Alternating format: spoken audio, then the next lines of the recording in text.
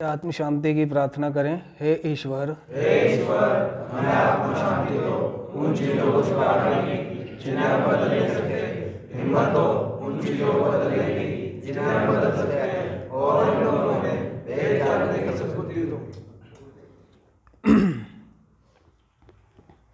भाई वो जो पहली अभी शाम की क्लास में जो एक सुरजीत जी और इसका पवन का वो आया था सवाल का,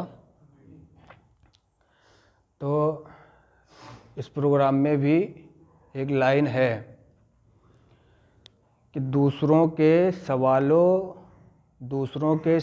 के जवाब देने की प्रक्रिया में क्या दूसरों के सवालों के जवाब देने की प्रक्रिया में, हाँ, दूसरों के सवालों के जवाब देने की प्रक्रिया में हमारी अपनी सोच स्पष्ट हो जाती है। ये कार्यक्रम कह रहा है कि जब मैं दूसरों के सवाल सुनता हूँ और उसके जवाब देता हूँ, तो जो मेरे कहीं खोए हुए अनुभव हैं, कहीं दबे हुए, या वो जवाब जो दबा हुआ है जो मुझे ध्यान नहीं आ रहा था कि वो चीज़ भी है मेरे पास, एक सिद्धांत वो भी है मेरे पास में।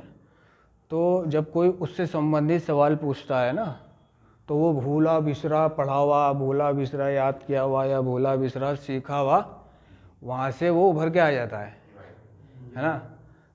ऐसा होता है नहीं ऐसा? भाई वैसे तो हमें बहुत सारी चीज़ें पता हैं, लेकिन वो क्या है, भूले हुए हैं हम। जब तक कोई उससे संबंधित सवाल नहीं करेगा वो ध्यान में नहीं आती। तो मेरी समस्या ये है कि जब कोई मुझसे कुछ पूछता है कार्यक्रम से संबंधित, और किस्मत से वो मुझे मालूम होता है उसका जवाब। वैसे तो कार्यक्रम एक चीज़ और कह रहा है जस्ट फॉर टुडे में, JFT में, कि मैं ये स्वीकार करता हूँ कि मैं सारे सवालों के जवाब नहीं जानता।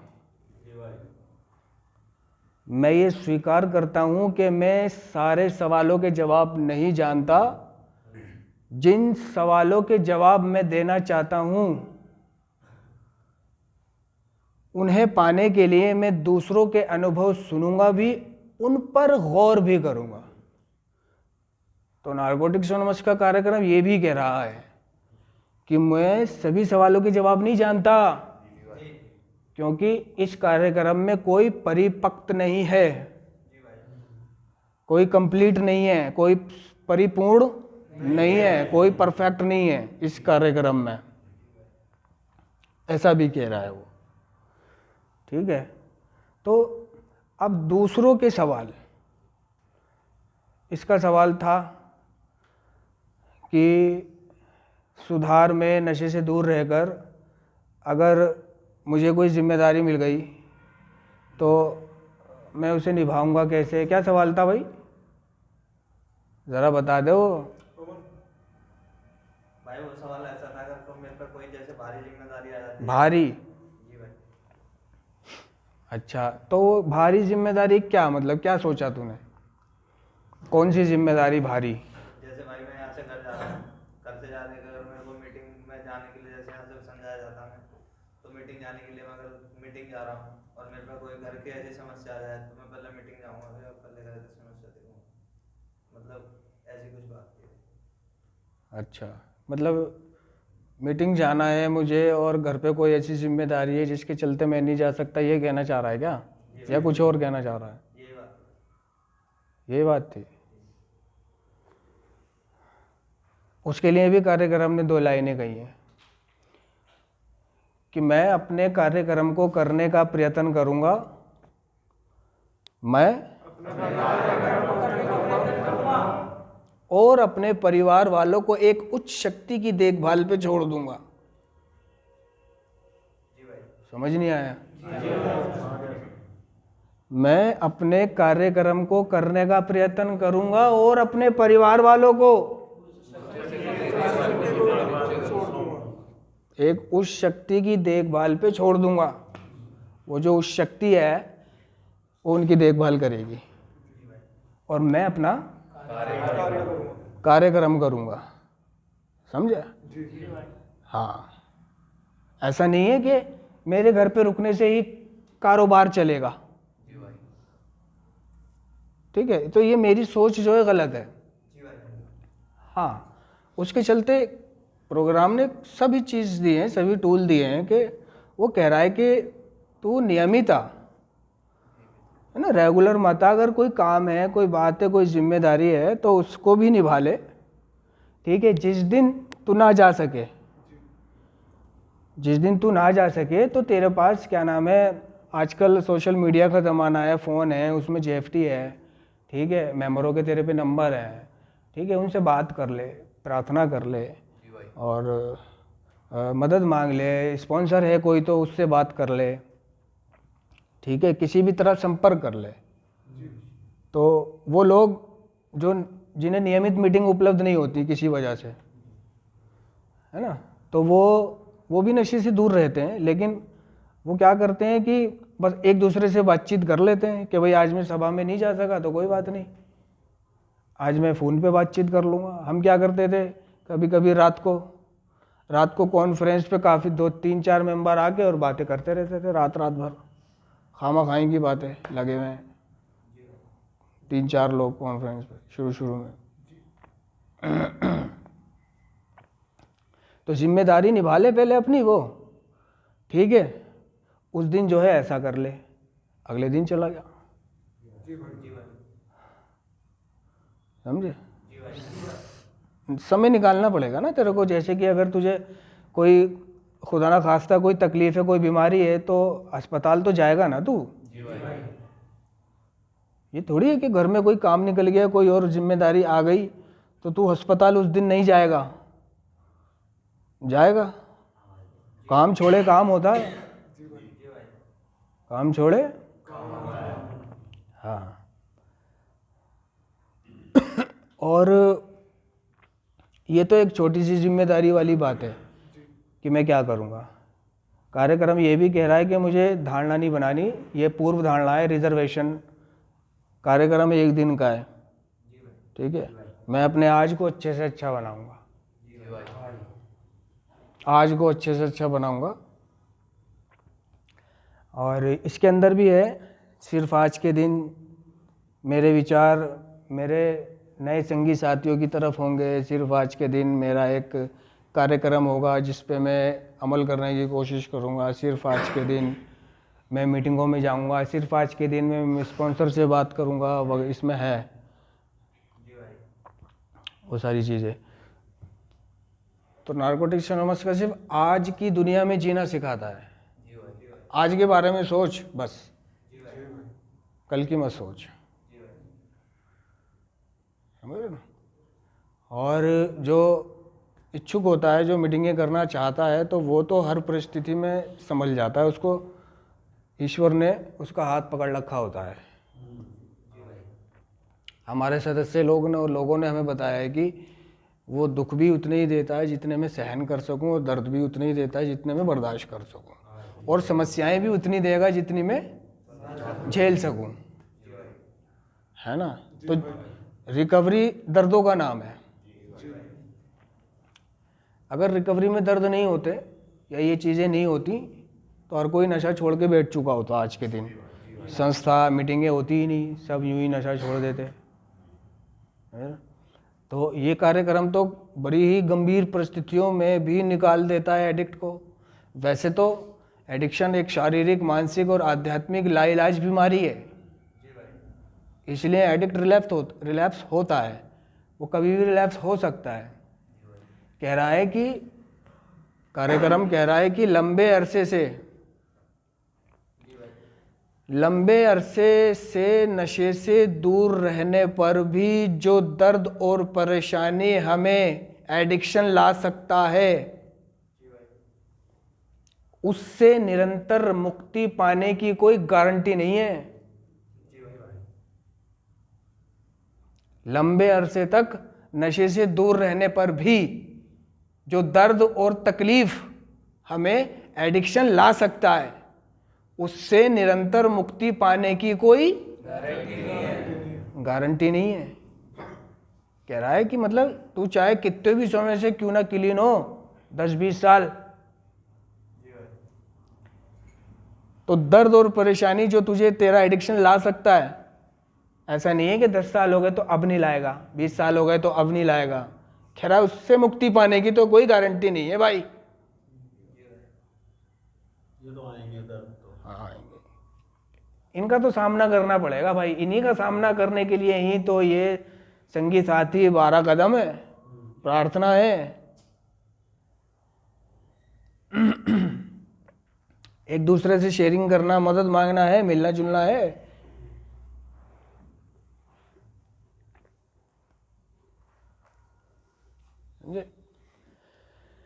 ये लाइलाज बीमारी है, कभी भी इसके लक्षण वापस आ सकते हैं। हमारी बीमारी के लक्षण अक्सर वापस आ जाते हैं, कहता है वो, वापस आ जाते हैं। पूरी लाइन के लंबे अरसे तक नशे से दूर रहने पर भी जो दर्द और परेशानी हमें एडिक्शन ला सकता है, उससे निरंतर मुक्ति पाने की कोई गारंटी नहीं है। हमारी बीमारी के लक्षण अक्सर वापस आ जाते हैं, किसी न किसी रूप में वापस आ जाते हैं। तो उन लक्षणों को पहचान लेना है ना। लक्षण क्या है? जब मैं पा रहा हूँ अपने आप को तन्हा पा रहा हूँ, मैं अपने आप को चिड़चिड़ा महसूस कर रहा हूँ, है ना, मुझे अंदर से एक खुन्नस चढ़ रही है, गुस्सा आ रहा है, या मुझे किसी ने कुछ कह दिया, यही वो लक्षण है कि मेरे को समस्या हो रही है अब दूसरों से या किसी से भी, या अपनी ज़िंदगी से भी। कईयों को अपनी ज़िंदगी से समस्या होती है। ये कैसा जीवन है? मुझे तो सपने दिखाए गए थे कि रिकवरी बहुत सुहाना पथ है, रिकवरी में आ तो ये होगा, वो होगा, ऐसा होगा, वैसा होगा, है ना। और ये क्या, जो कुछ भी नहीं हो रहा है। तो वो कह रहे थे सेंटर में, रिकवरी में ये है, रिकवरी में वो है, रिकवरी में ऐसा है, रिकवरी में वैसा है। नहीं, आके तो देख, नशा छोड़ के तो देख, जिंदगी सुहानी है, ये है वो है। हाँ है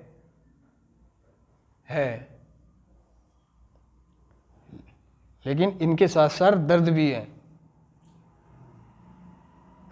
ठीक है, तो कभी कभी तकलीफ होती है, ये जीवन कैसा हो गया मेरा, असमर्थ महसूस करता हूं मैं अपने आप को, किसी कार्य में असमर्थ हूं मैं, ये काम करने में मैं असमर्थ हूं, वो काम नहीं होगा मुझसे, ये नहीं होगा मुझसे, वो नहीं होता मुझसे सुबह नहीं उठा जाता, मुझे रात को नींद नहीं आती, मैं कहीं भाग दौड़ नहीं कर पाता, है ना, मैं थक जाता हूँ, और मेरे पास पैसे की कमी है, मेरे पास स्वास्थ्य की कमी है, या मेरे पास रिश्तों की कमी है, या जिस चीज़ की भी मैं तमन्ना करता हूँ उस चीज़ की कमी है। तो क्या है, कभी कभी इन चीज़ों से भी समस्या होने लगती है कि क्या क्या सपने दिखाए गए थे और है क्या, हकीकत तो कुछ और है, वास्तविकता कुछ और है। तो उसके लिए भी एक टूल है कि भाई जीवन जैसा है उसे उसी रूप में ही स्वीकार करना पड़ेगा। जीवन जैसा है उसे उसी रूप में स्वीकार करना पड़ेगा। हे ईश्वर, क्या बदला जा सकता है और क्या मुझे स्वीकार करना पड़ेगा, इसके फर्क को समझने की सद्बुद्धि मुझे दे।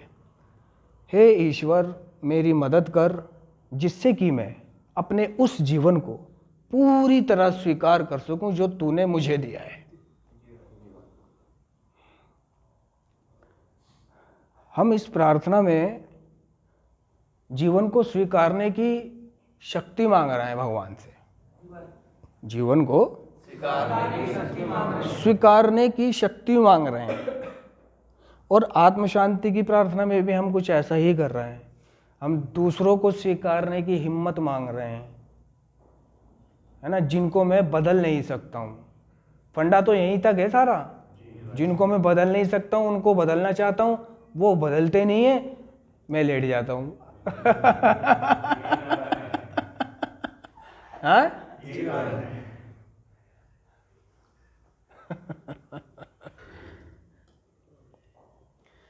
है ना, मैं अपनी लगा लेता हूँ, सिर्फ वो नहीं बदल रहा है, तो छोड़ दे उन्हें, उनसे मिले ही मत, है ना। तो ये संगठन है, एक समाज बना दिया है, संगठन समाज बना दिया है, तो वहां जा, उस समाज से अभी जरा दूर हो जा।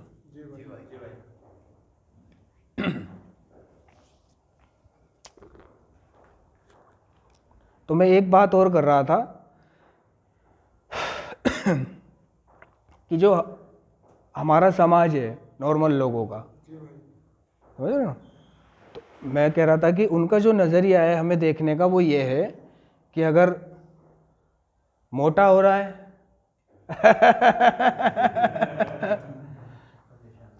तो रिकवरी में नशा नहीं कर रहा, छोड़ रखा है इसने और अगर कमज़ोर हो रहा है तो ये पीता है। ठीक है। अच्छा, कार्यक्रम क्या है? आकर्षण का है। आकर्षण में क्या आ रहा है ये भी ध्यान रखना है। मैं बड़ा पतला दुबला कमज़ोर, मेरे को बीमारियां लगी हुई समझ लो, नज़ला ज़ुकाम कफ कोल्ड, ये मेरा यूजिंग से ही साथ ही रहा है, नज़ला ज़ुकाम कफ कोल्ड बलगम। क्योंकि धूम्रपान करने वालों को बलगम नहीं होगा तो क्या होगा? बलगम ही बलगम, बलगम ही बलगम, कफ ही कफ, पीला पीला बलगम, अपने ही बलगम की खुशबू आ रही है, बदबू आ रही है खुद को ही, ठीक होने को राजी नहीं। ठीक कहाँ से हो? इधर दवाई ठीक करती है, उधर स्मैक फिर से बना देती है ना। इसमें क्या उन्हें पाया होगा, इसमें एक पीते पीते कितना गाढ़ा गाढ़ा बलगम थूकता है वो।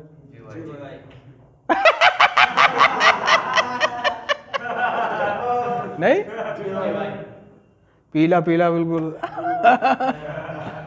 है वो, 5-6 बार थूकता है वो, ये मोटा मोटा बलगम हाँ, मतलब कोई चिंता ही नहीं, बलगम आए कुछ आए कोई नहीं, सामान पी रहा है वो, समझे। आज उसको जरा सा कुछ भी हो जाए, आज वो घबरा जाता है, ये क्या हो रहा है मेरे को, फिक्र होने लगती है उसको। यही वो जागृति है उसकी, यही जागृति है कि आज उसे फिक्र हो रही है। तो धूम्रपान करने वाले नशेड़ी जो होते हैं, जैसे कि स्मैक, दम, गांजा, या शराब वालों को भी हो जाता है कभी कभी ठंड में, बियर वियर पी ली, इन्हें जो है ज़्यादा से ज़्यादा एक ही बीमारी पीछा करती है इनकी। मेरी तो यही करती थी, कफ कोल्ड। ENT वालों डॉक्टर से मेरी हेल्थ बुकलेट भरी हुई थी। एक ऐसी हेल्थ बुकलेट होती है स्टाफ की, हॉस्पिटल की, जो स्टाफ वालों को मिलती है। क्योंकि मेरे फादर वहाँ हॉस्पिटल के बराबर में एक प्रेस थी, उसमें काम करते थे, तो उसके थ्रू हॉस्पिटल का उनका स्टाफ था कि फ्री इलाज होगा उनके बच्चों का भी 25 साल तक बस। तो एक हेल्थ बुकलेट होती है ऐसी, क्या है वो, कार्ड के बजाय जो हम जाके हॉस्पिटल में पर्ची नहीं बनवाते हैं डॉक्टर की, वो पर्ची बनवाने के बजाय ये बुकलेट होती थी। उसके एक पन्ने पे डेट डलवा लो, मोहर लगवा लो, वो पर्ची हो गई। और डॉक्टर को दिखा दो, दिखा के वो कोई भी टेस्ट लिखे, बस हेल्थ बुकलेट दिखाओ, फ्री टेस्ट होगा। ठीक है, केमिस्ट पे जाओ, दवाई खरीदो, दवाई का बिल लो, बिल फादर को दे दो, फादर जमा कर देंगे, उस बिल के पैसे आ जाएंगे। ये होता है। तो सारी बुकलेट जो है ENT के डॉक्टर से भरी हुई होती थी मेरी। ENT मतलब पता है ना, जो E for ear, N for nose, T for throat, नाक कान गले का डॉक्टर। कफ गला ही होता है, बलगम नाक। ENT। जी भाई। और एक और शुक्र रहा है मालिक का कि कभी भी कोई गंभीर बीमारी नहीं हुई, जी भाई। गंभीर बीमारी नहीं हुई ये छोटी मोटी ठीक हो गई। चेकअप हुए, चेकअप भी नॉर्मल हुए, नॉर्मल आते थे अल्लाह के फजलो करम से।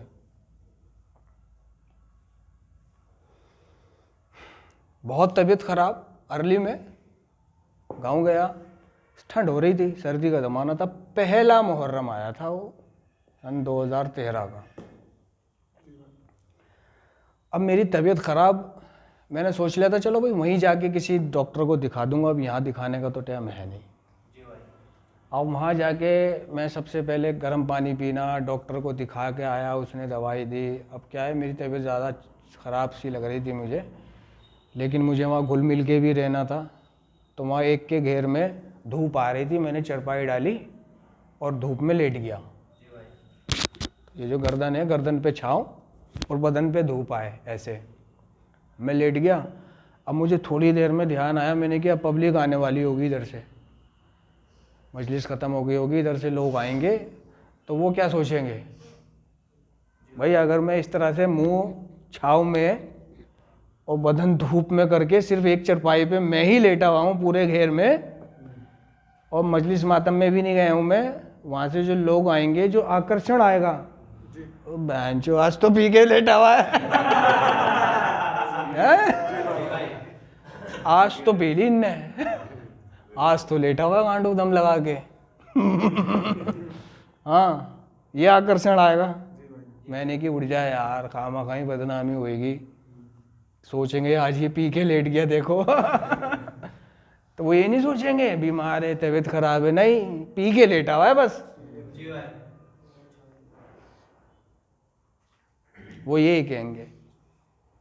तो मैंने कि भाई खड़ा हो जा, खड़ा हुआ, और तकलीफ़ में भी ऐसे दिन काटे मैंने जैसे नहीं है मेरे को तकलीफ़, मिलना जुलना, मुझे अंदर से है तकलीफ़, लेकिन दिखाना नहीं चाह रहा था मैं लोगों को, नहीं तो वो अलग अलग धारणा बनाएंगे नशेड़ी को लेकर, है ना।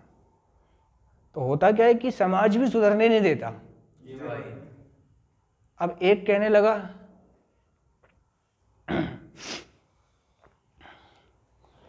कि वो फला कह रहा था कि कल तू उसके साथ नशा कर रहा था। मैंने कौन फला कह रहा था मैं उसके साथ नशा कर रहा था, मैं रिकवरी में हूँ, क्लीन हूँ। वो बेवकूफ़ कह रहा है कि फला कह रहा था कि तू उसके साथ नशा कर रहा था। सबसे पहले तो मैं उसकी बेवकूफ़ी को देख रहा हूँ। मैंने कि उसने इससे कहा मैं उसके साथ कल नशा कर रहा था, इसने मान लिया। जी भाई।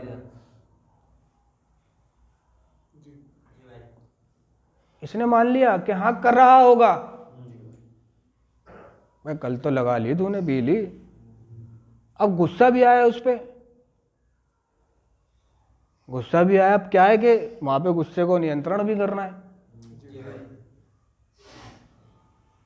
यही तो खेल है सारा, नियंत्रण करने का, अपनी भावनाओं को नियंत्रण करने का, पेशेंस।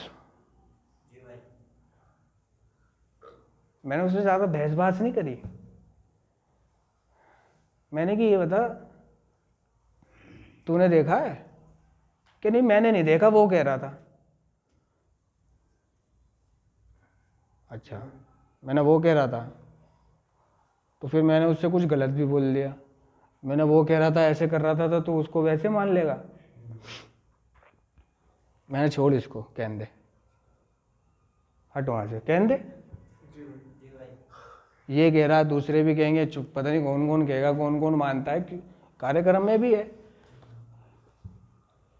हमारे बहुत सारे शुभचिंतक ये स्वीकारने में हिचकिचाएंगे कि हमारी रिकवरी असली है। हमारे बहुत सारे शुभचिंतक ये स्वीकारने में हिचकिचाएंगे कि हमारी रिकवरी असली है, हिचकिचाएंगे। उनके मुताबिक ये रिकवरी नहीं टिकेगी। उनके मुताबिक। तो भाई समाज में जाओगे तो यही चीज़ें मिलेंगी तुम्हें, जाना भी पड़ता है, जी भाई, जाना भी पड़ता है, तो वो सारी चीज़ें सीखनी है। मैं किसी की फटी में टांग नहीं उड़ाता।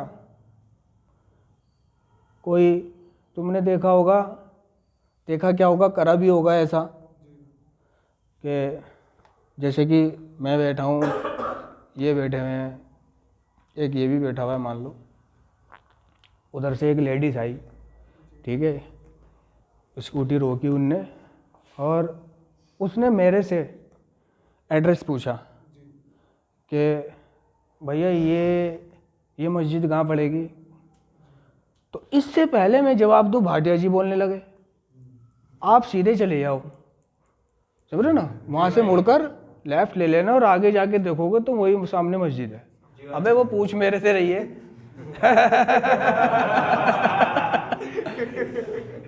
पहले हैं, होता नहीं है ऐसे। इससे पहले मैं अपने लब चलाऊं, उधर से जवाब आ भी गया। ठीक है, अच्छा। मैं जा रहा हूँ और 2 कदम मेरे एक व्यक्ति और है, ठीक है। अब किसी ने मेरे से कुछ पूछा कि ये 8 नंबर गली कौन सी है, तो वो आगे जो 2 कदम जा रहा है वो मुड़ के ये वाली 8 नंबर गली है। नहीं नहीं, ये हकीकत है, नहीं है।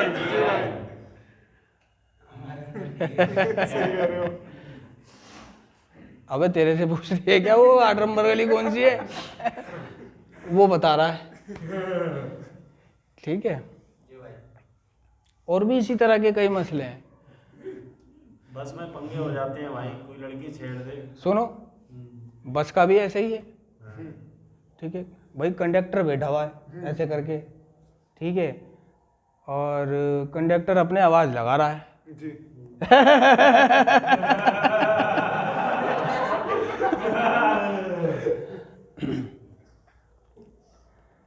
अब नीचे खड़ी कोई सवारी कंडक्टर से पूछ रही है ना, कि क्या ये बस जामा मस्जिद जाएगी। अब इससे पहले कंडक्टर बोले, जो गेट पे खड़ा हुआ आदमी है वो कह रहा है हाँ जाएगी जामा मस्जिद। नहीं नहीं, होता है भाई। या फिर टिकट लेते में कोई लेडीज है ना कंडक्टर से पूछ रही है ना, तो कंडक्टर तो अपने लगा हुआ है टिकट देने में। जैसे ही उसने पूछा, बराबर वाले खड़ा हुआ पूरा एड्रेस बता रहा है उसे, पूरा एड्रेस बता दिया उनने। और कोई तो ऐसा करता है कि वो पूछ रही है कि ये कौन से, ये बस कहाँ जाएगी, तो वो कहता है तुम्हें कहाँ जाना है।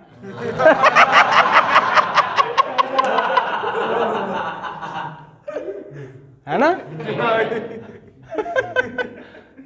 वो पूछ क्या रही है, ये बस कहाँ जाएगी, और वो क्या पूछ रहा है, तुम्हें कहाँ जाना है। तुम्हें कहाँ जाना है।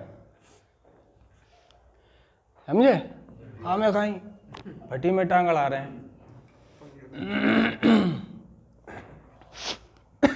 बहुत सा ऐसे करता है कि जैसे उसने पूछा है जी दरियागंज जाएगी, तो वो दरियागंज नहीं जा रही है बस, तो वो कहता है दरियागंज की बस।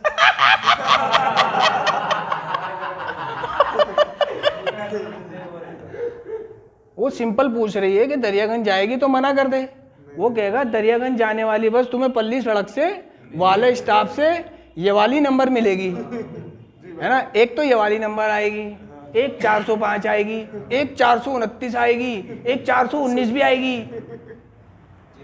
कोई सी भी पकड़ लेना। एक काम करना, आप 405 लेना, वो सीधा जाएगी। वो बिना मुड़े जाएगी। नहीं, हाँ। तो मैंने क्या अपनाया है कि सिर्फ क्वेश्चन टू आंसर, हाँ, क्वेश्चन टू आंसर।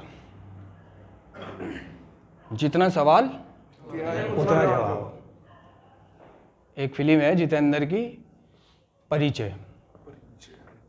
प्राण है, जितेंद्र है, जया भादुड़ी है।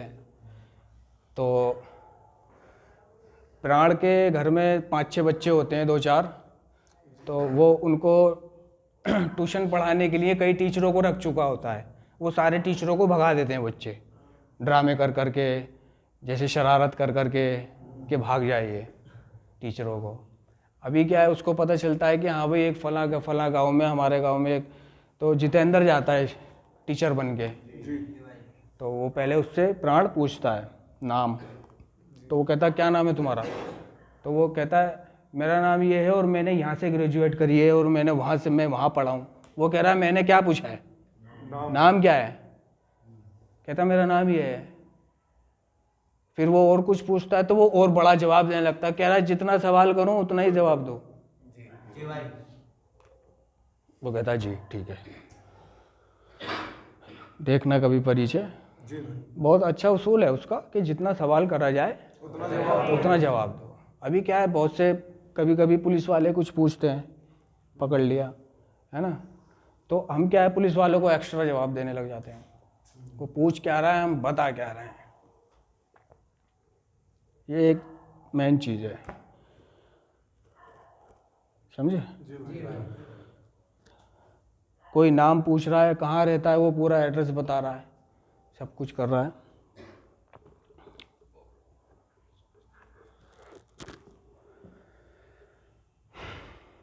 किसी को पूछना है? पूछना? चलो प्रार्थना करो। सभी सदस्य आत्म शांति की प्रार्थना करें। हे ईश्वर, हमें आत्म शांति दो, उन चीजों को स्वीकारने की जिन्हें हम बदल नहीं सकते। हिम्मत दो उन चीजों को बदलने की जिन्हें हम बदल सकते हैं, और इन दोनों में भेद जानने की सद्बुद्धि दो।